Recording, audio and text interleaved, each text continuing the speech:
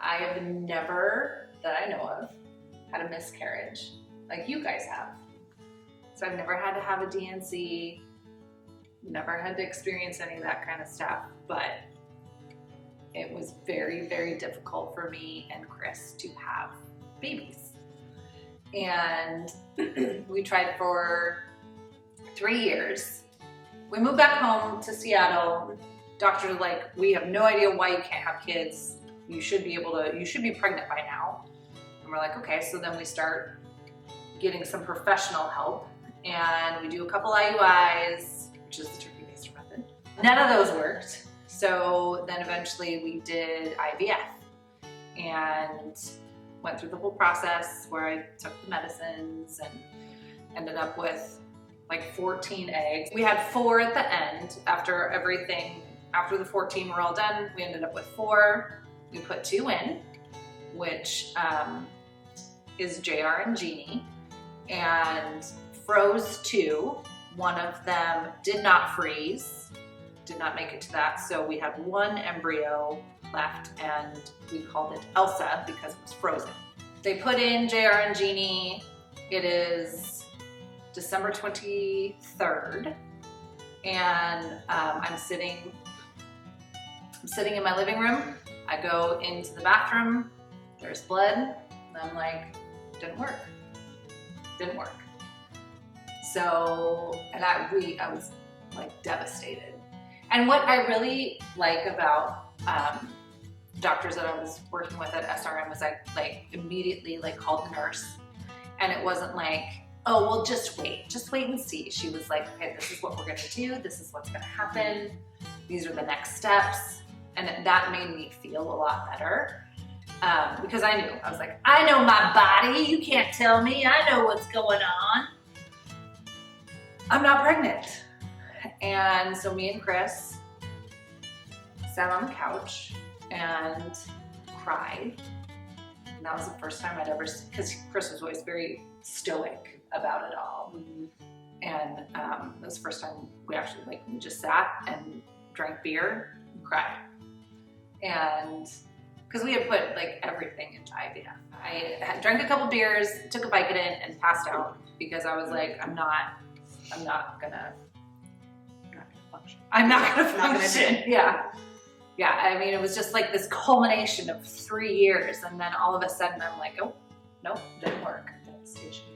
And so Christmas Eve, we went into the doctors, and they took my blood, and we were just like, I'm just still like out of it, and me and Chris were just like, you know.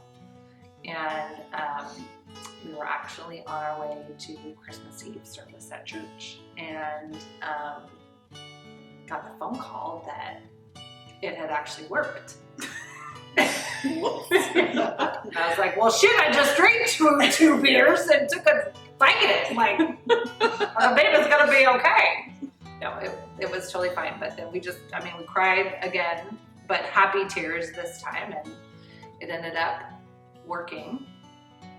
And I have JR and Jeannie, who are 6. And then, we've got Elsa frozen in the background. And I'm like, everybody knows who Elsa is because we called it, like, it was Elsa. Yep.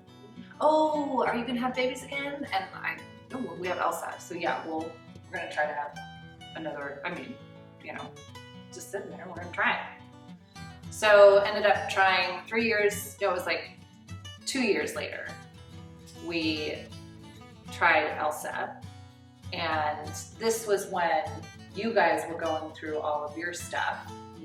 And Elsa ended up not working. And we did an IUI after that. I didn't tell anybody that we did an IUI. And we were at Girls Christmas. I thought maybe I was pregnant because we had done an IUI. And you had Ava and you were going through your shit. Yeah. So, is that at Springness? Mm-hmm. Yeah. Yep.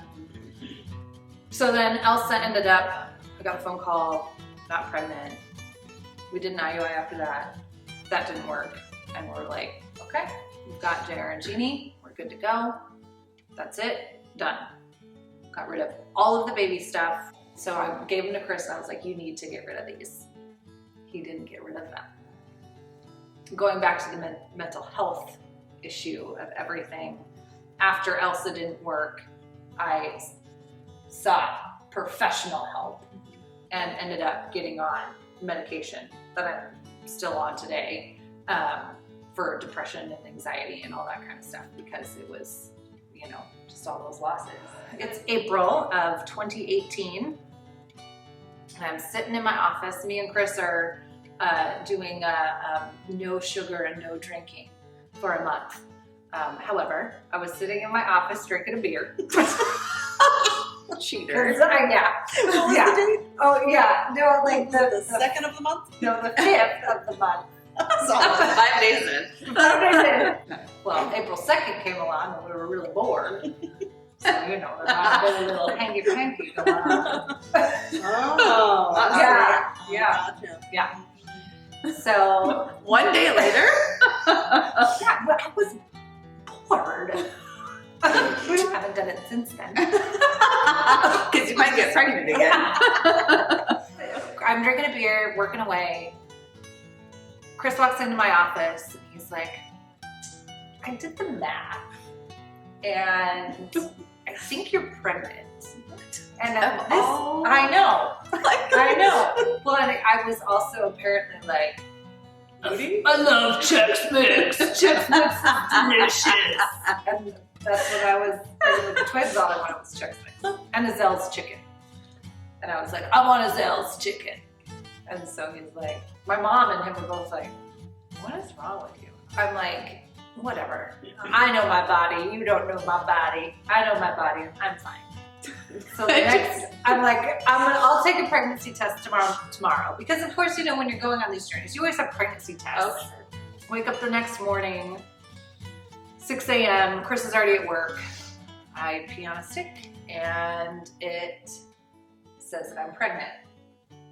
And I call, well, I just send the picture of the positive pregnancy test to Chris. And he just sends back a wide-eyed emoji. And then he calls me. And all we say on the phone is, what the fuck? What the fuck? How did this happen? What the fuck? He's like, is it mine? So yeah, so then that was little Harris, who was a complete and utter surprise and completed our family too, just like little Penelope and Daphne. And then when Harris came out, he was 5 weeks early. Chris's mom had passed away on Monday. My water broke on Thursday. Chris's birthday was on Saturday. His mom's memorial was on Sunday, and Harris came on Monday. They said, oh, well, we're probably gonna take Harris out. We'll probably take him out or, you know, induce you on Friday. And I was like, nope, not gonna work. It's Chris's birthday, his mom's memorial. Harris can come on Monday. So Harris came on Monday.